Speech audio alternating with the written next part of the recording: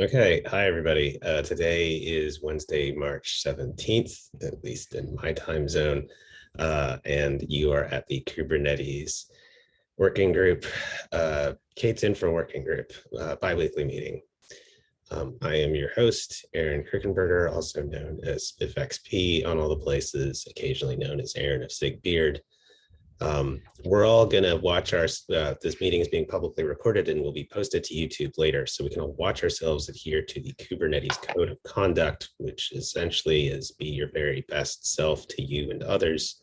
If you have a problem with the conduct of this meeting, please reach out to conduct@kubernetes.io.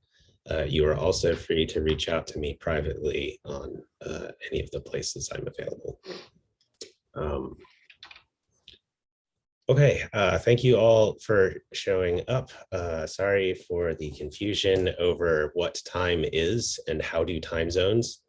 But you know, it's daylight savings time. So I'm going to paste a link to the agenda in chat if you want to put yourself down as an attendee or add items that we may be able to get to if we have time. Let's see. So let's welcome any new members or attendees. Moshe, sorry, how do I pronounce your name? Why don't you tell us how you pronounce your name and introduce yourself? I feel like you're new It's face here. Moshe. So I've actually joined one or two sessions before. Okay. So I'm a bit around the place. I mainly spend my time in SIG cluster lifecycle, on image builder, and a little bit on the cluster API. Yeah, that's kind of me.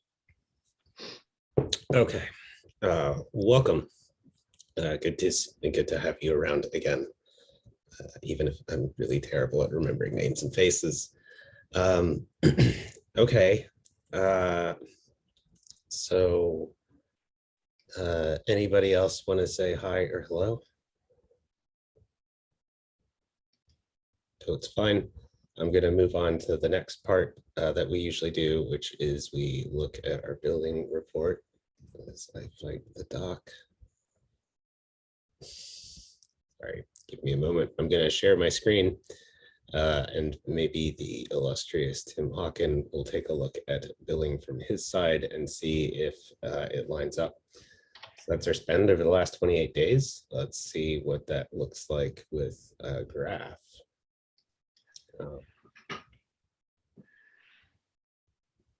Such speed. Wow. While I'm waiting, I know we felt like last meeting we saw kind of a big uptick in cost. Not big, but like it was the first time I feel like there was a noticeable jump. And thank you, Arnaud, for opening an issue on that. I have not had time to go drill into it. Boy, I wish this report would actually load. There we go. And so it kind of looks like we definitely had two maybe peakier days in terms of compute spend here, but that maybe we're kind of settling back down. This looks an awful lot to me like we had a code freeze happen where everybody was desperate to land their pull requests. And every time they open or push or update a pull request, we run more jobs. So I feel like this is just reflective of CI costs. I don't feel compelled to dig too much more deeply, but does anybody have any questions, comments, or concerns? The report from the GCP side looks roughly the same. We're off by a little bit, but that really just has to do with the sliding windows and how they're calculated. Interestingly, it's up 11% from the month prior. So it'll be interesting to see if next month comes back down by that roughly same amount. Okay. Cool.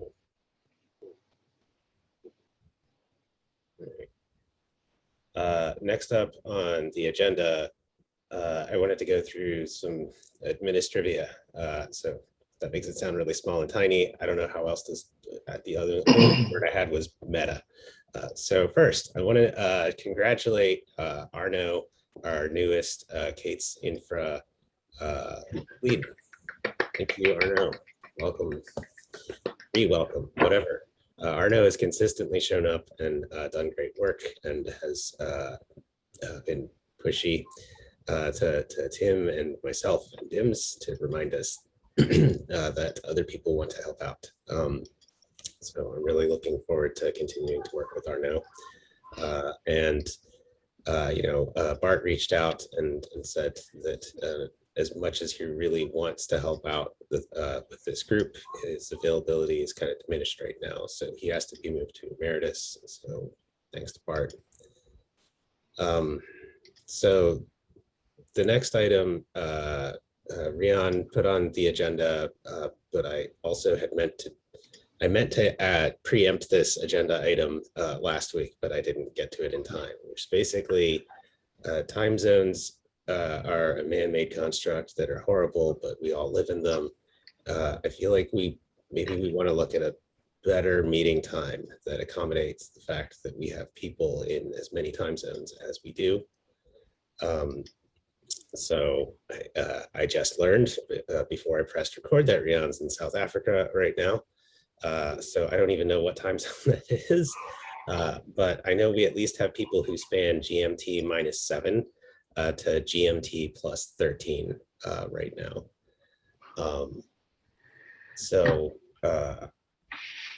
I asked around, and I think what I heard was like maybe 7 p.m. to 11 p.m. GMT is people's preference.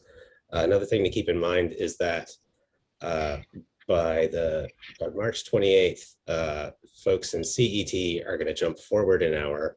And then by April 4th, folks in New Zealand are going to drop back an hour. So whatever time we would choose today would turn into 1 hour earlier for people in New Zealand, 1 hour later for people in Europe by mid-April. So I will share my screen because I tried to find sort of a tool to help me figure this out.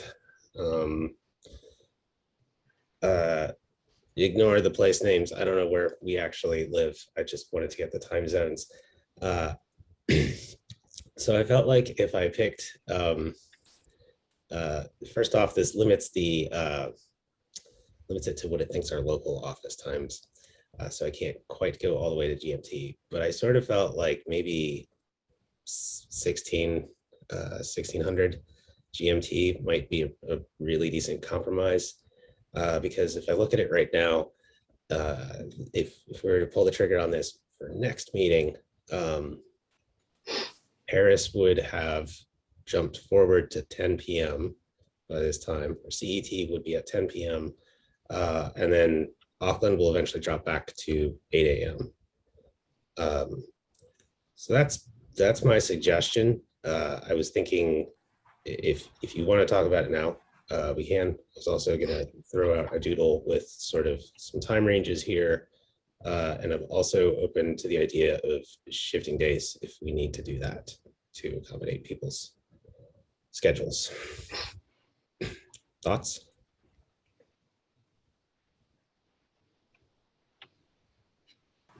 Yeah, for New Zealand time, because most of our team is in New Zealand, the 9 a.m. or even 8, if we move to 8 a.m. now, if we have to 7 a.m. to accommodate EOR, it would also work. So yeah, anything from 7 is reasonable in New Zealand. Okay, that sounds good. This is also partially an effort to account for the fact that Dims, our other lead, consistently has a block or a conflict with this meeting, and I would really love to have Dims show up if at all possible. Okay, that's everything. Let's see. So some alternate things we could try doing. I'll just throw them out there. One, I've seen contributor experience do kind of an asynchronous meeting approach, where they basically open up a bunch of threads in a Slack channel dedicated to this each of the threads are for the different sub-projects or efforts. And then the people working on those sort of post their status updates there. It's kind of left open for the week. And then at the end of the week, somebody goes back and sort of rolls all that up and emails that out. Could be useful. Another thought I had was I could try to do kind of like a board triage session, because sometimes I feel like the point of this meeting is to force everybody to show up and talk about what we're not doing and who's blocked and why. I feel like consistently going through the board and keeping issues up to date with status, like, is this still important? Is somebody working on it? Why isn't it done yet? Could provide that same sort of cadence thing. And it could be that like maybe not everybody needs to be present for that. You know, update it, make sure that all the relevant information lands in the issue. So anybody working asynchronously sees that new information. And we could also record it and sort of post the discussion about how and why we're prioritizing the way we are.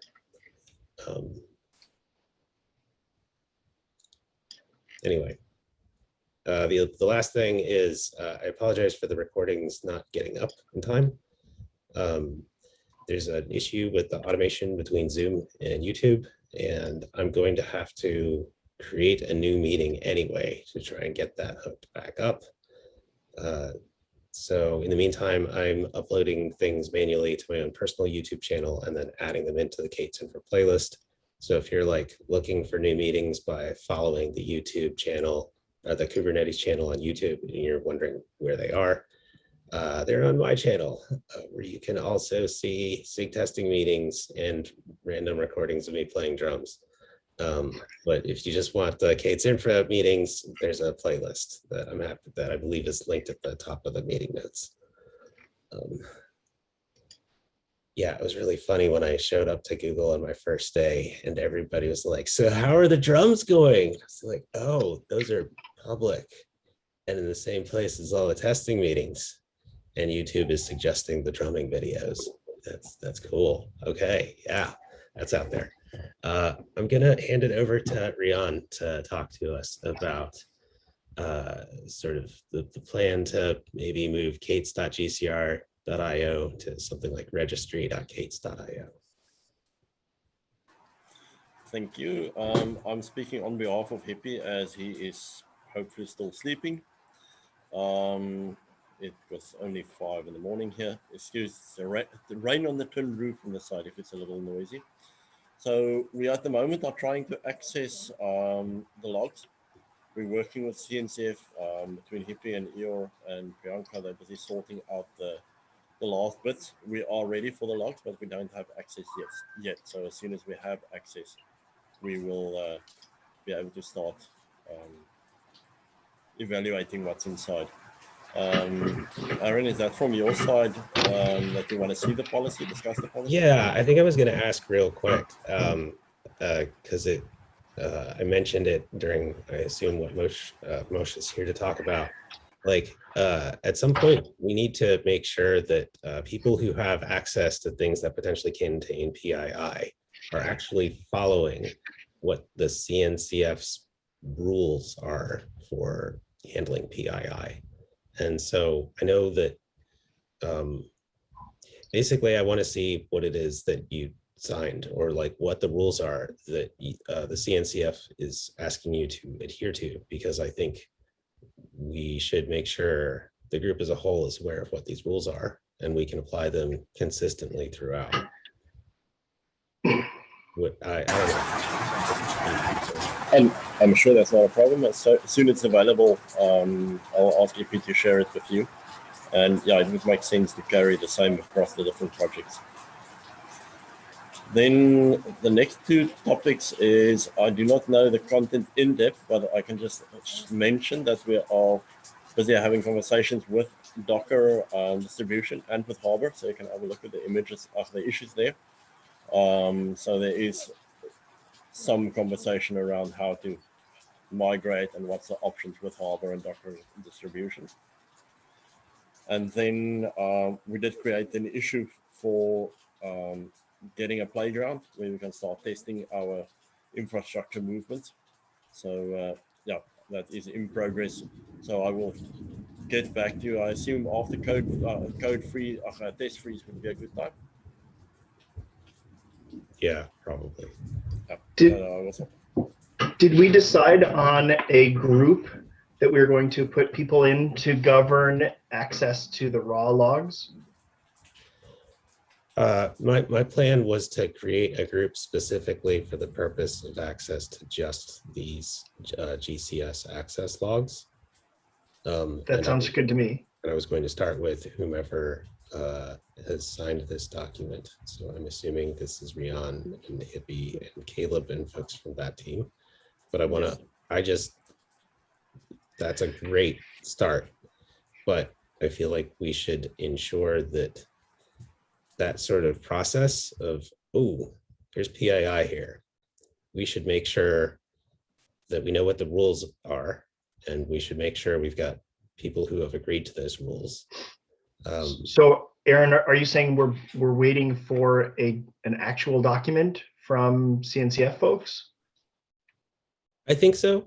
And I'm happy to go do the poking. You tell me, did I miss the part where we're like, I mean, do you feel like we should, I feel like I missed the part where I was like, so CNCF, what exactly are your expectations for PII? I feel like what happened was CNCF, go make some people sign a document and then tell us that they signed it. Yes, it's not even that transparent. Like mostly I think what I saw was Priyanka saying, yes, the II crew is cleared for this and we'll have the rest in place eventually. I don't know when eventually is. I don't know what the agreement is or what the rules are. I'm not sure that I need to, honestly. Like, I mean, it feels like in the purpose of transparency, probably it should be a public statement, but I'm not sure I care that much. The question is, are you okay taking Priyanka at her word on that and letting these folks proceed? Yes. Yes, that's the question, or yes, you're okay?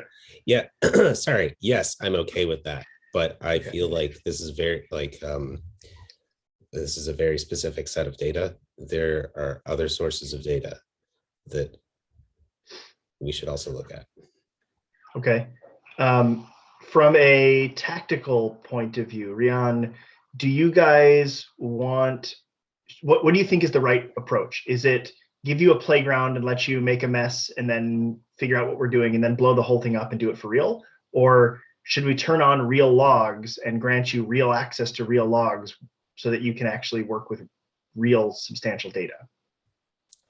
I would say I think it's two separate issues. The one is we need real logs and access to real logs because there's a lot of questions regarding which images is most important, carries the most data, which providers are using them to determine the flow of data. So that is the one very important thing that why we need the real logs. And then secondly, the playground is exactly, we totally want to mess it up and see where it goes and develop with that before we go real. So actually both. Yeah, so my ask would be that you did open up an issue to create a temporary project. Please put that information in that issue, because I agree both. I think we're on the same page, but let's make sure the requirements are written down so that it's something we can collaborate on synchronously and when I get time, or when somebody who has access to create projects and set all this stuff up gets time, they've got the list of things in front of them.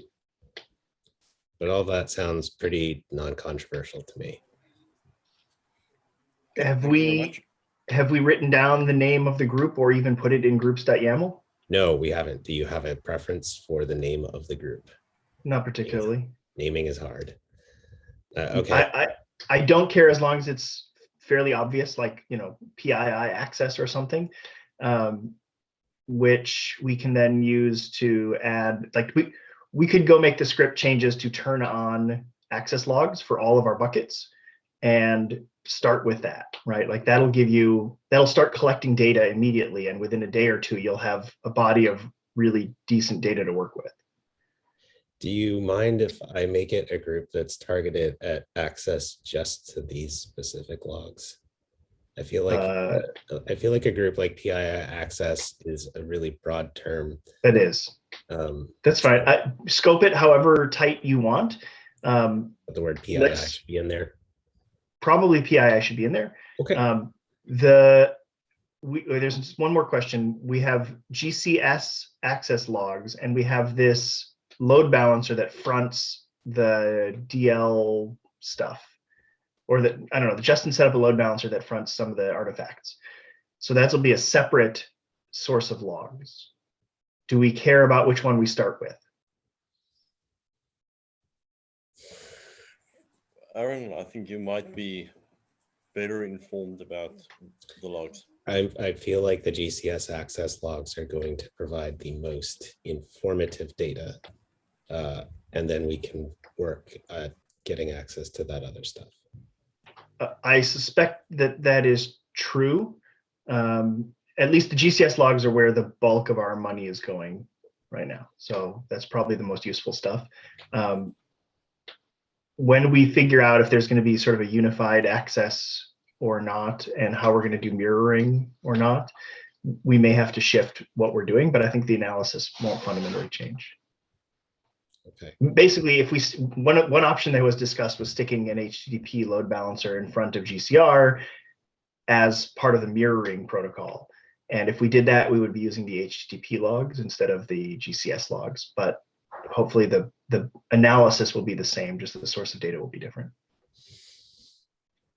I agree. I don't know. I guess my other like random comment here is I want to make sure. I feel like you guys are like looking. You guys, sorry. I feel like y'all are looking real hard at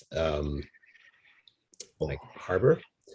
I just want to make sure we're not over focusing on a specific implementation as the solution, that we've actually kind of defined what problem it is we're trying to solve, what's in scope and out of scope for this problem, and a couple of alternatives we're looking at. And I say that in terms of, I feel like Ricardo, not to put you on the spot or anything, but I feel like Ricardo has also been exploring some ideas that don't necessarily involve Harbor. But you know, it's also unclear like if they solve the whole problem or different parts of the problem, that sort of thing. So I would encourage collaboration in exploring alternatives.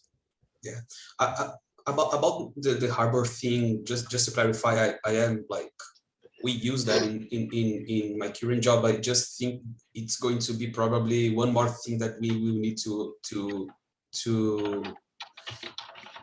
maintain, right? So my concern about that is that we are going to bootstrap a machine and then going to maintain a Harbor, and it's not. I'm saying as a first hand, it's not easy to maintain a Harbor registry when you have like a lot of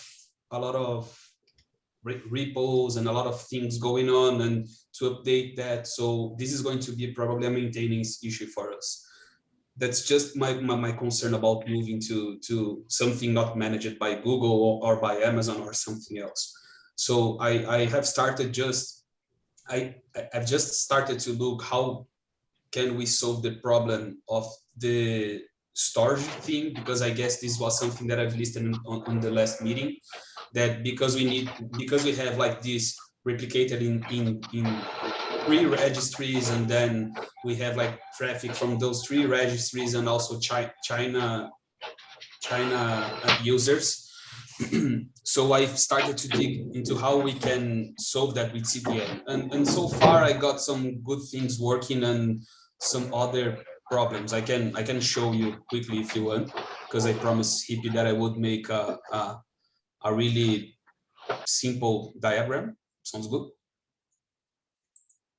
Yeah, let me give you co-host access so you can share that diagram. I promise I won't pass from 4 minutes, like showing up what's going on. Okay, sure. Okay, so, go for it. okay, so Give this us is 10 more minutes on this for what it's worth.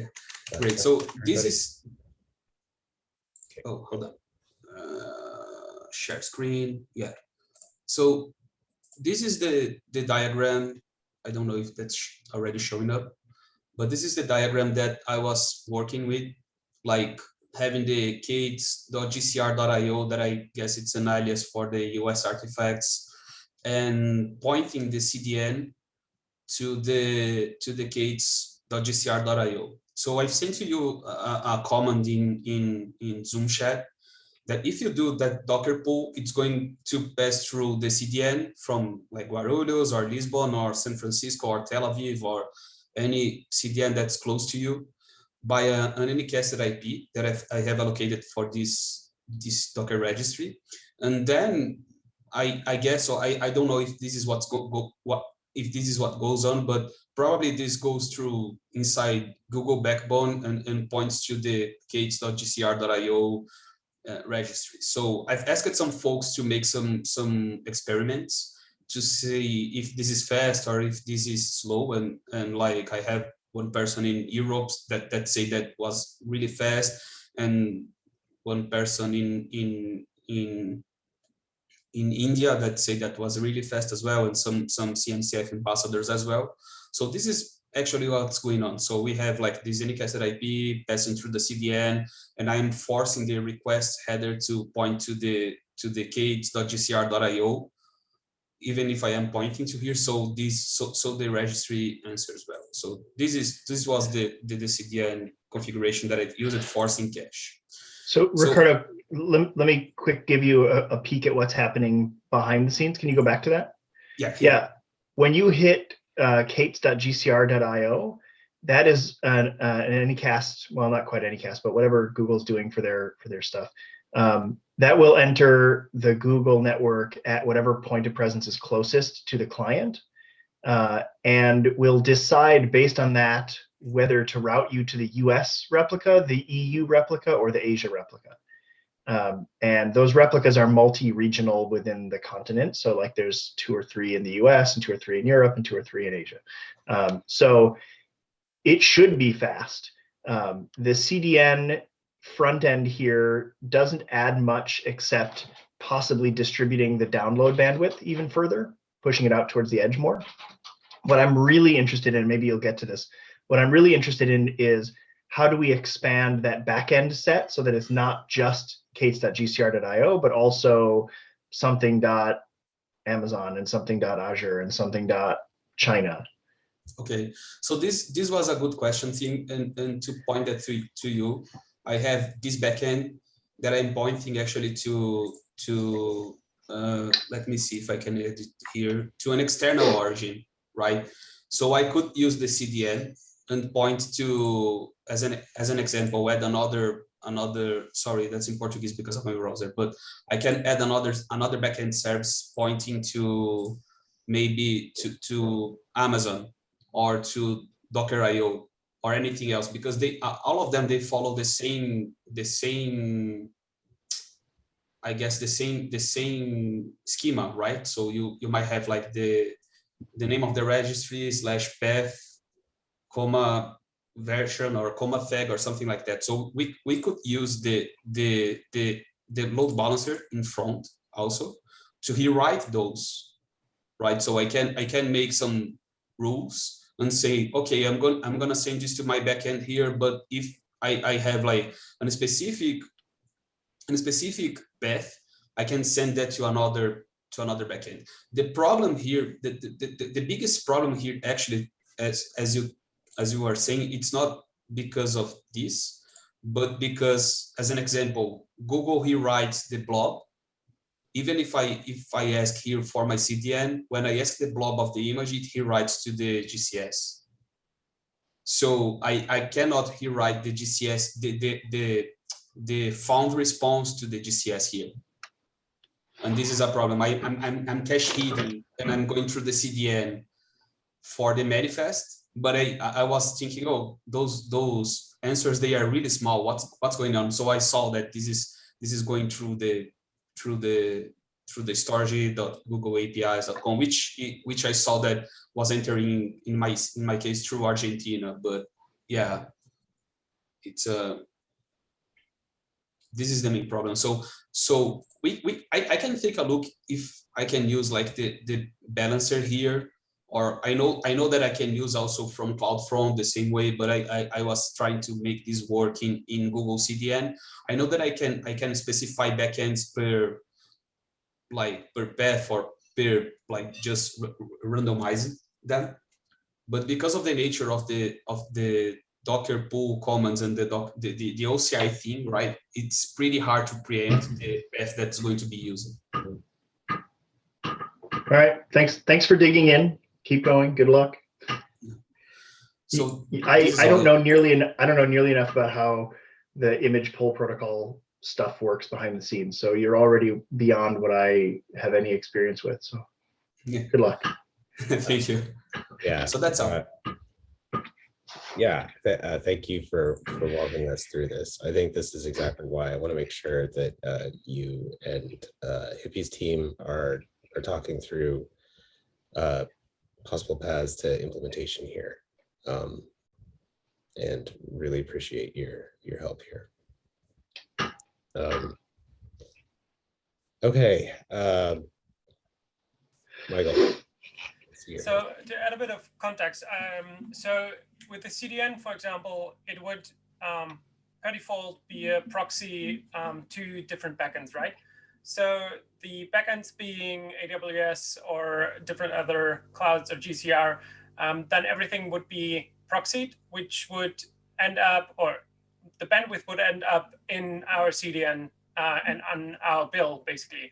So basically the issue that came up that besides the image header, the actual data is redirected to GCS is kind of what we want, right? So we want to have the main image manifests be delivered either by a proxy or GCR as a backing store, or with a custom implementation or whatever, be delivered centrally, and then everything else that is bandwidth heavy should be redirected with a 302 with either split horizon DNS or something else to specific endpoints being in Azure, in AWS, or GCR. Basically, that the blobs, the data blobs that are us costing the most are delivered locally. Even so, the Docker pull is officially pulling from registry.k8s.io, for example,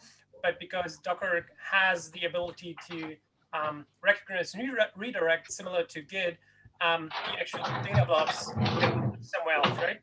So Michael, can I press pause on it? I want to make sure we have time to sort of run through the rest of the stuff on the meeting.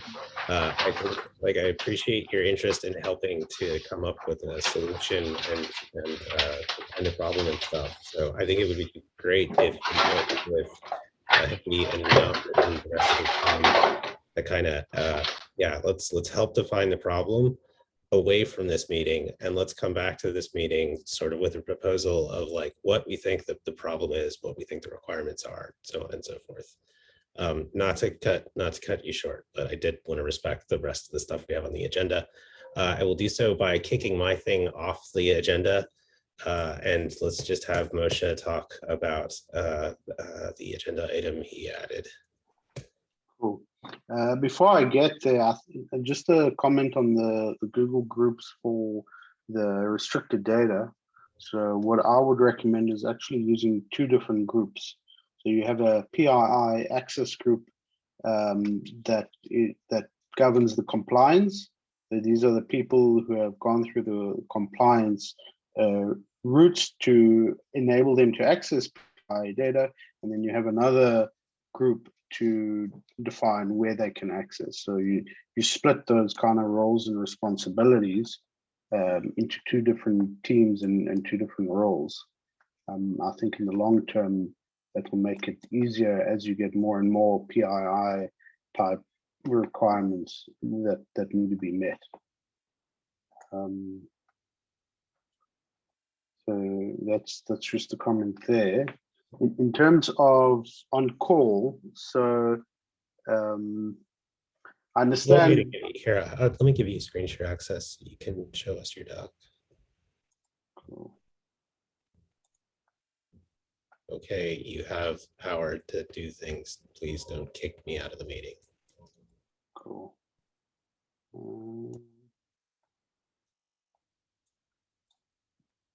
Okay, so I've started working on a working document really to define what are the constraints and kind of what are the paths that and the items that need to be completed before for example a request for volunteers goes out. And I know like that PII group would probably be one of those things. I know the security model is another one that needs to be addressed. I think there are ways to solve all of these things. So one of the things on the access is that we're actually working on a break glass controller for other clients that you link that up to an on-call schedule. Only when an incident is triggered, you hit the button, and then that button grants you access and then sends out notifications to everybody.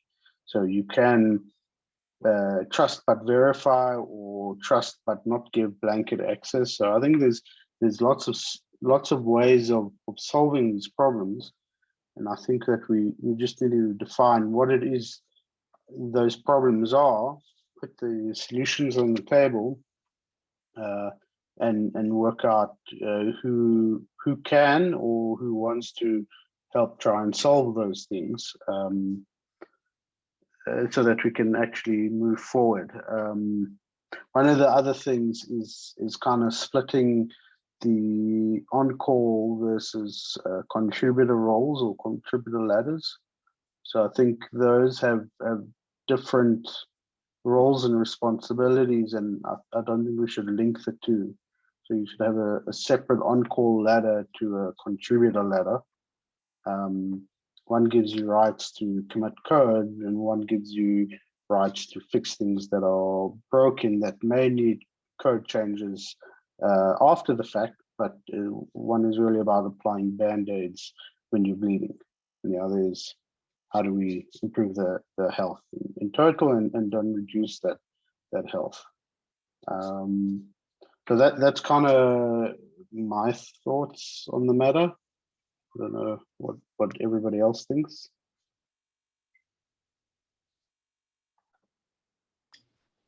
So I'm curious, like I think it's great that we would try to formalize this.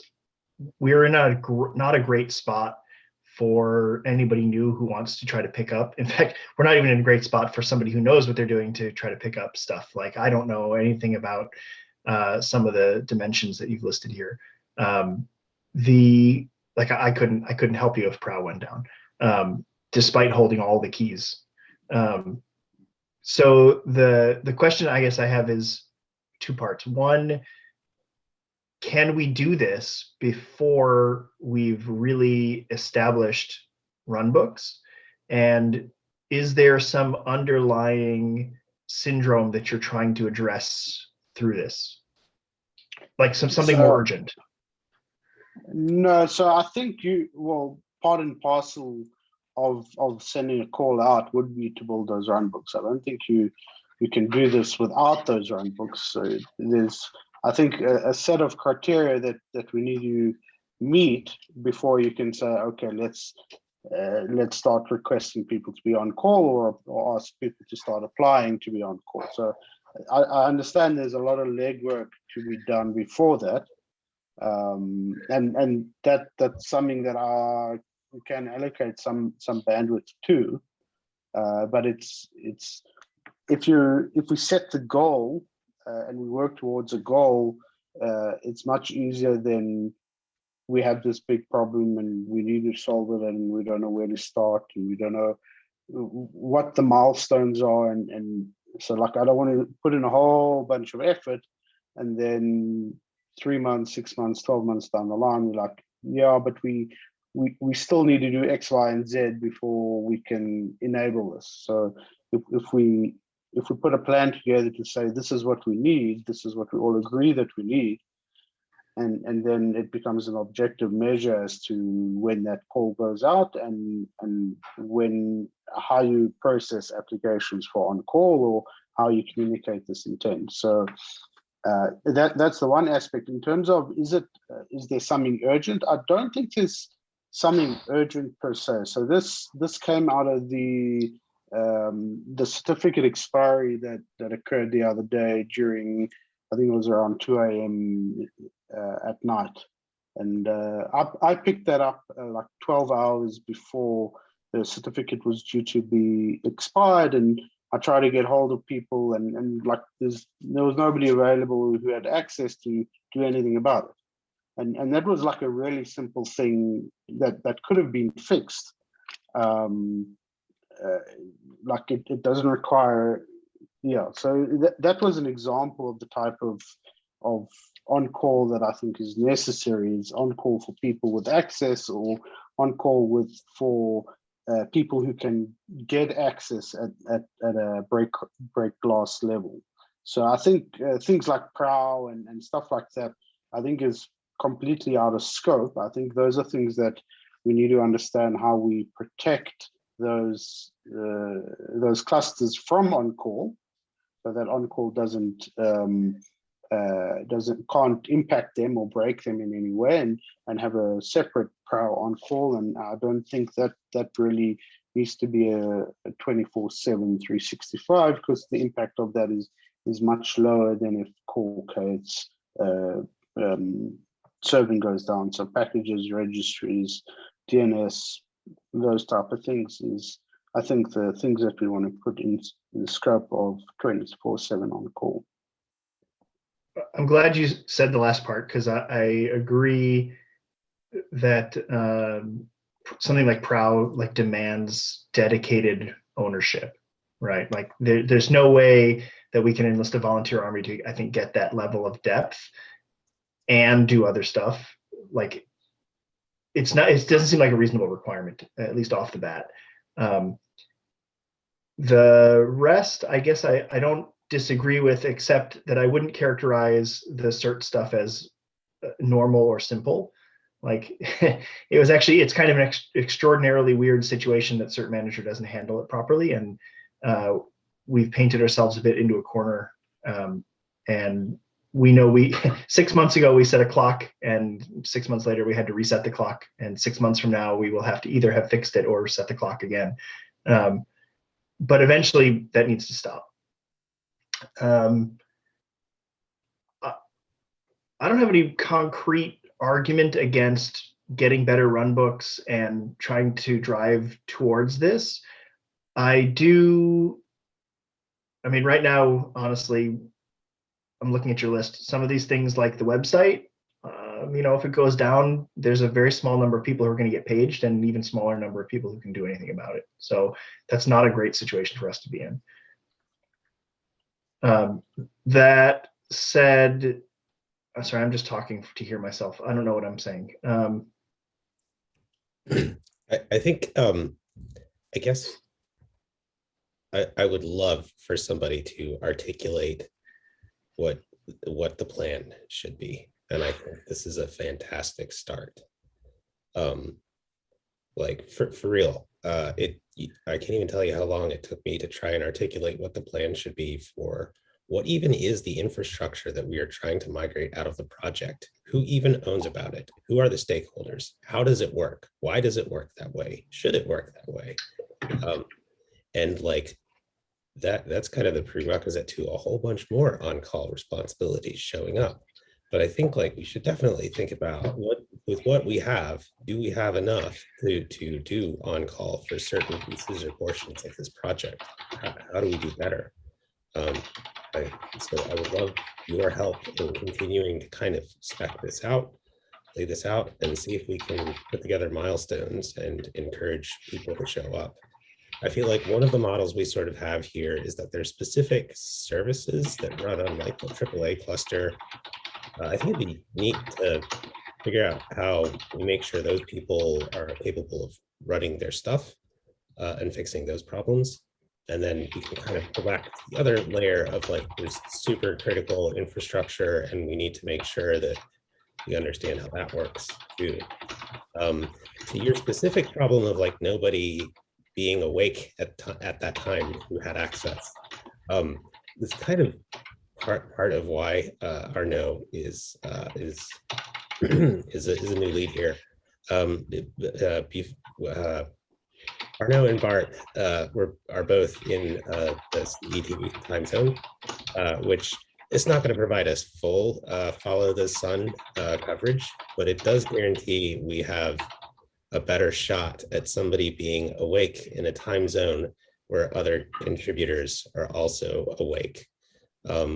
I've also seen a bunch of activity from Nikita, who contributes code and automation and testing to this project, she is in the Indian time zone. I forget which one.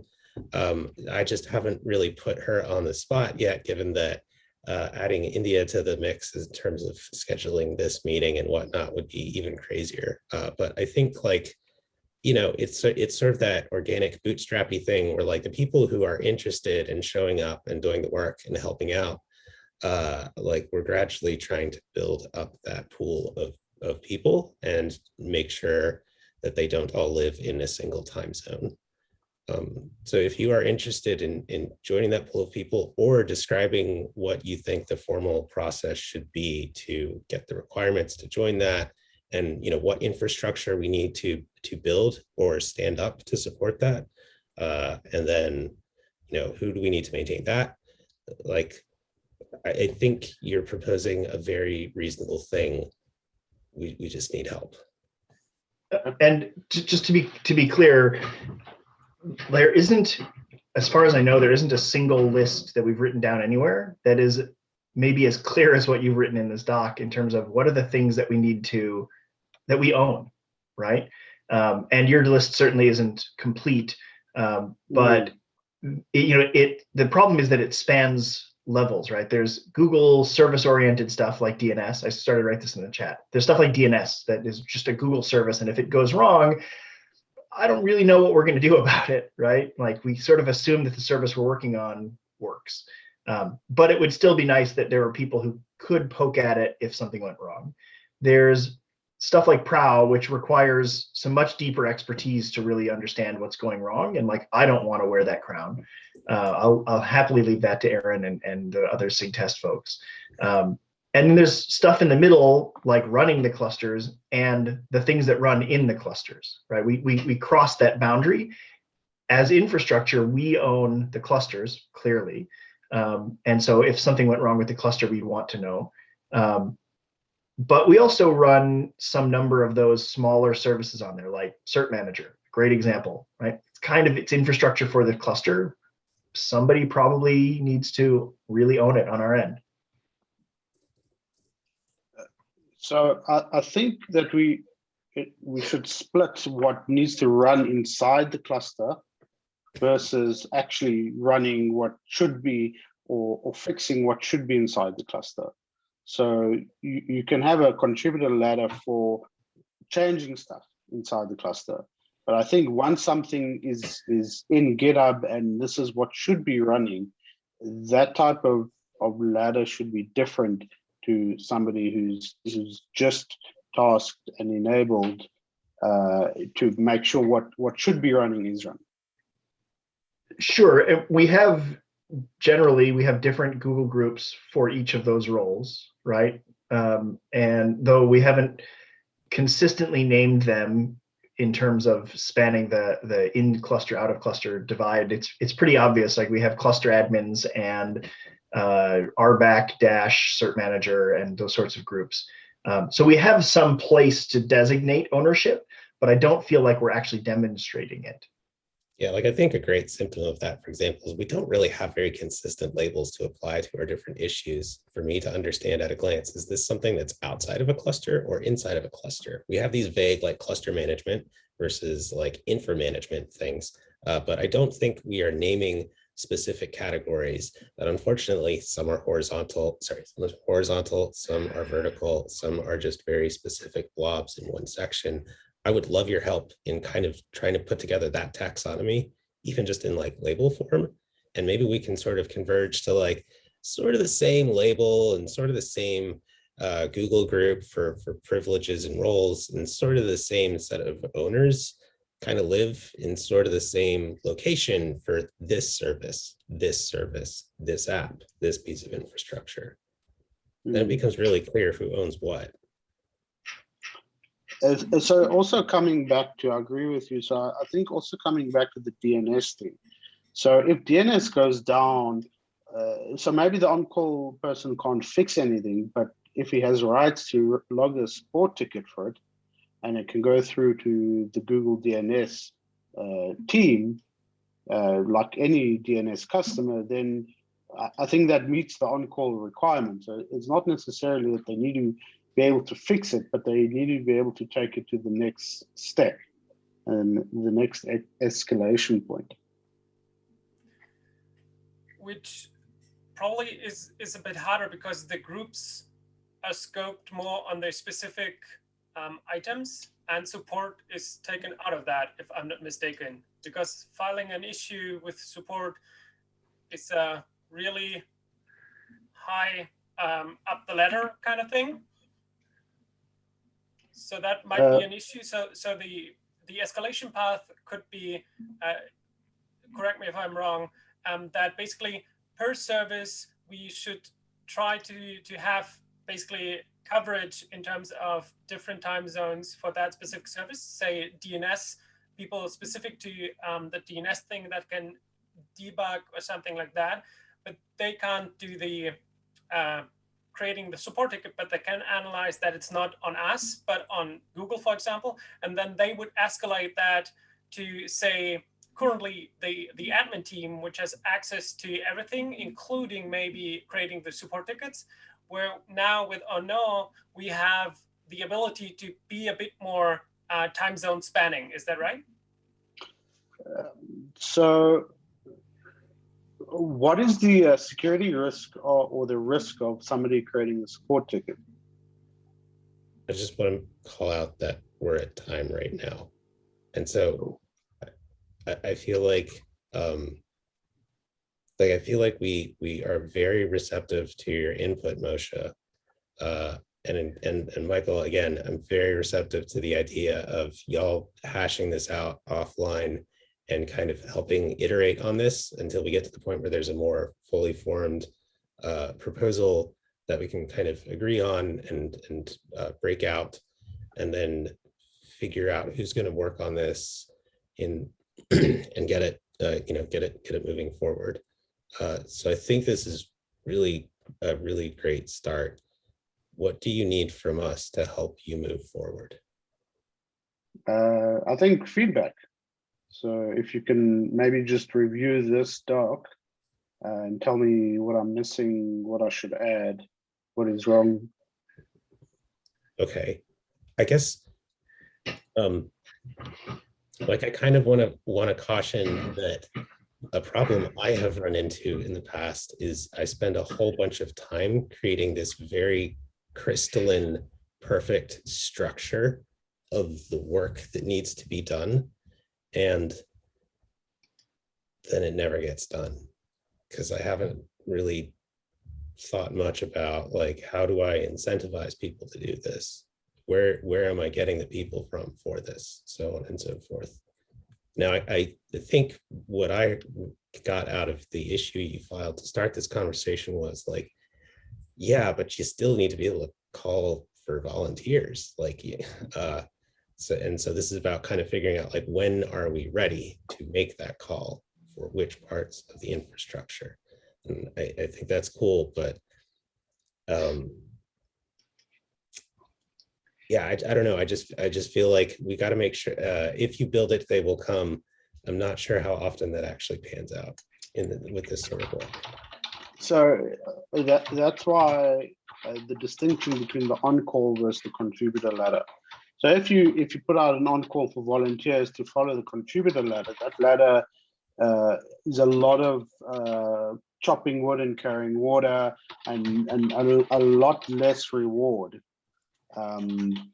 So it's difficult to motivate people for that. Whereas if you're calling people to be on call, but they don't have to chop the wood, because at the end of the day, what we're looking for is not the people to chop the wood. Yes, we need that, but that problem is orthogonal to we need the people to have access. Which So I agree you with, split up- but in order to get us to the place where we are comfortable with people having access, chopping wood and carrying water needs to be done. 100%. So I think that I'm happy to do a lot of that chopping wood to get this thing off the ground and to that point where we can put out a call for actual on-call people.